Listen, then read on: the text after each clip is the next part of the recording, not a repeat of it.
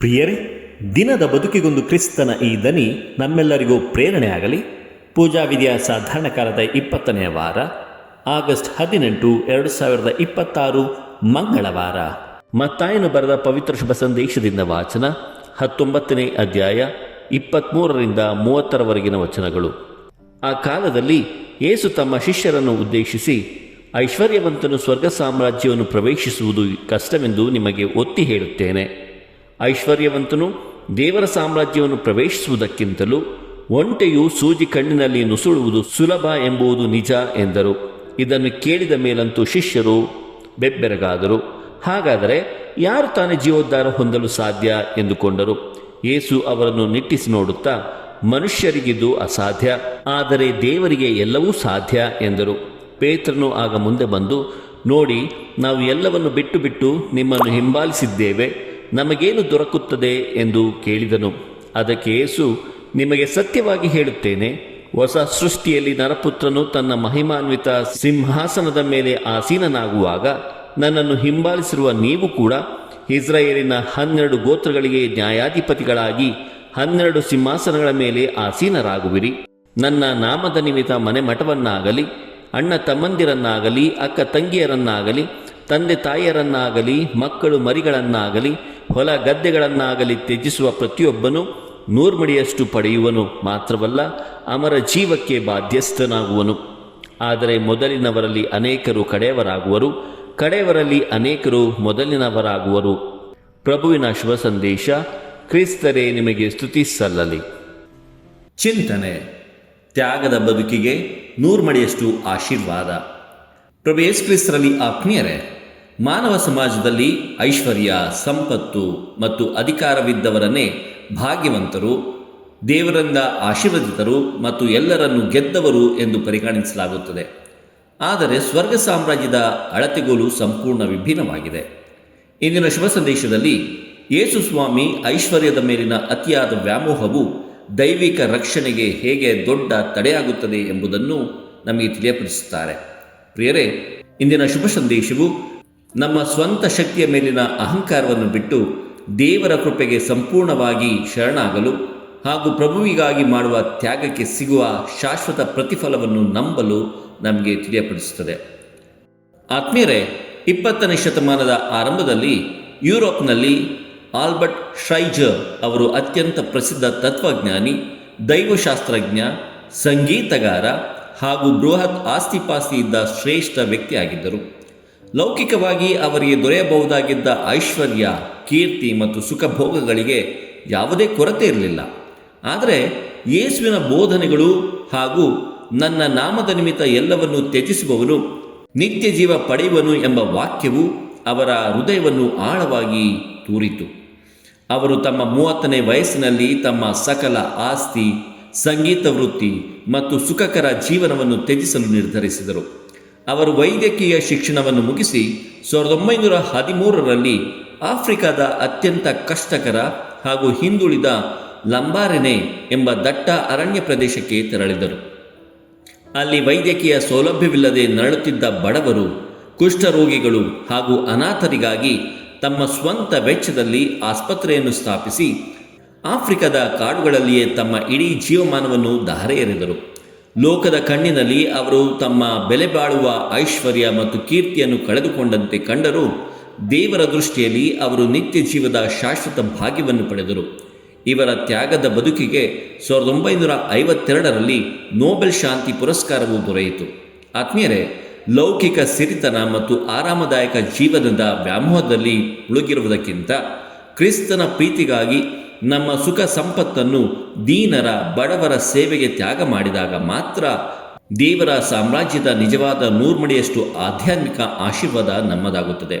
ಪ್ರಿಯರೇ, ಇಂದಿನ ಶುಭ ಸಂದೇಶದಲ್ಲಿ ಯೇಸು ಸ್ವಾಮಿ ಈ ರೀತಿಯಾಗಿ ಹೇಳುತ್ತಾರೆ, ಐಶ್ವರ್ಯವಂತನು ದೇವರ ಸಾಮ್ರಾಜ್ಯವನ್ನು ಪ್ರವೇಶಿಸುವುದಕ್ಕಿಂತಲೂ ಒಂಟೆಯು ಸೂಜಿಯ ಕಣ್ಣಿನಲ್ಲಿ ನುಸುಳುವುದು ಸುಲಭ ಎಂಬುದಾಗಿ. ಆತ್ಮೀಯರೇ, ಯಹೂದ್ಯರ ಕಲ್ಪನೆಯಲ್ಲಿ ಒಂಟೆ ಎಂದರೆ ಅವರು ಕಂಡ ಅತ್ಯಂತ ಬೃಹತ್ ಪ್ರಾಣಿ. ಸೂಜಿಯ ಕಣ್ಣು ಎಂದರೆ ಅತ್ಯಂತ ಕಿರಿದಾದ ದ್ವಾರ. ಕೆಲ ವ್ಯಾಖ್ಯಾನಕಾರರ ಪ್ರಕಾರ ಜೆರುಸಲೇಮ್ ನಗರದ ದೊಡ್ಡ ಬಾಗಿಲು ಮುಚ್ಚಿದಾಗ ರಾತ್ರಿ ವೇಳೆಯಲ್ಲಿ ಒಂಟೆಯು ತನ್ನ ಮೇಲಿನ ಭಾರವಾದ ಚೀಲಗಳನ್ನು ಇಳಿಸಿ ಮೊಣಕಾಲೂರಿ ನುಸುಳಬೇಕಿದ್ದ ಸಣ್ಣ ಕಾವಲು ಬಾಗಿಲನ್ನು ಸೂಜಿಯ ಕಣ್ಣು ಎನ್ನಲಾಗುತ್ತಿತ್ತು. ಆತ್ಮೀಯರೇ, ಯೇಸು ಇಲ್ಲಿ ಭೌತಿಕವಾಗಿ ಐಶ್ವರ್ಯ ಹೊಂದಿರುವುದನ್ನೇ ಪಾಪ ಎನ್ನುತ್ತಿಲ್ಲ. ಬದಲಿಗೆ ತಮ್ಮ ಸಂಪತ್ತಿನ ಮೇಲೆಯೇ ಪೂರ್ಣ ಭರವಸೆ ಇಟ್ಟು ಅಹಂಕಾರದಿಂದ ಬೀಗುವ ಶ್ರೀಮಂತನು ಸ್ವರ್ಗ ಸಾಮ್ರಾಜ್ಯಕ್ಕೆ ಪ್ರವೇಶಿಸುವುದು ಭೌತಿಕವಾಗಿ ಅಸಾಧ್ಯ ಎನ್ನುತ್ತಿದ್ದಾರೆ. ಒಂಟೆಯು ಹೇಗೆ ಆ ಸಣ್ಣ ದ್ವಾರದಲ್ಲಿ ನುಸುಳಲು ತನ್ನ ಮೇಲಿನ ಚೀಲಗಳನ್ನು ಇಳಿಸಿ ಮೊಣಕಾಲೂರಬೇಕಾಗಿತ್ತೋ, ಶ್ರೀಮಂತನು ತನ್ನ ಅಹಂಕಾರದ ಮುಷ್ಟಿಯನ್ನು ಸಡಿಲಿಸಿ ದೇವರ ಮುಂದೆ ನಮ್ರತೆಯಿಂದ ಮೊಣಕಾಲೂರಬೇಕಾಗುತ್ತದೆ ಎಂಬುದಾಗಿ ನಮಗೆ ತಿಳಿಯಪಡಿಸುತ್ತಾರೆ. ಇನ್ನು ಎರಡನೆಯದಾಗಿ ಪ್ರಿಯರೇ, ಮನುಷ್ಯರಿಗಿದು ಅಸಾಧ್ಯ, ಆದರೆ ದೇವರಿಗೆ ಎಲ್ಲವೂ ಸಾಧ್ಯ ಎಂಬುದಾಗಿ ನಮಗೆ ತಿಳಿಯಪಡಿಸುತ್ತಾರೆ. ಪ್ರಿಯರೇ, ಯೇಸು ಇಲ್ಲಿ ಸ್ವಯಂ ರಕ್ಷಣೆ ಅಂದರೆ ಸೆಲ್ಫ್ ಸ್ಯಾಲ್ವೇಷನ್ ಕಲ್ಪನೆಯನ್ನು ರದ್ದುಗೊಳಿಸಿ ರಕ್ಷಣೆಯು ಕೇವಲ ದೇವರ ಕೃಪೆಯಿಂದ ಮಾತ್ರ ಸಾಧ್ಯ ಎನ್ನುವುದನ್ನು ಪ್ರಕಟಿಸುತ್ತಿದ್ದಾರೆ. ಮನುಷ್ಯನು ತನ್ನ ಸ್ವಂತ ಹಣ, ಪುಣ್ಯ ಕಾರ್ಯ ಅಥವಾ ಬುದ್ಧಿವಂತಿಕೆಯಿಂದ ಸ್ವರ್ಗವನ್ನು ಅಥವಾ ರಕ್ಷಣೆಯನ್ನು ಕೊಳ್ಳಲು ಸಾಧ್ಯವಿಲ್ಲ. ನಮ್ಮ ಸ್ವಂತ ಬಲದಿಂದ ರಕ್ಷಣೆ ಅಸಾಧ್ಯ. ಆದರೆ ಪ್ರಭು ಯೇಸುವಿನ ಶಿಲ್ಬೆಯ ಮರಣ ಮತ್ತು ದೇವರಿಗೆ ಶರಣಾಗತಿಯಾಗುವುದರ ಮೂಲಕ ಎಲ್ಲವೂ ಸಾಧ್ಯ ಎಂಬುದಾಗಿ ಈ ಮೂಲಕ ನಮಗೆ ತಿಳಿಯಪಡಿಸುತ್ತಿದ್ದಾರೆ.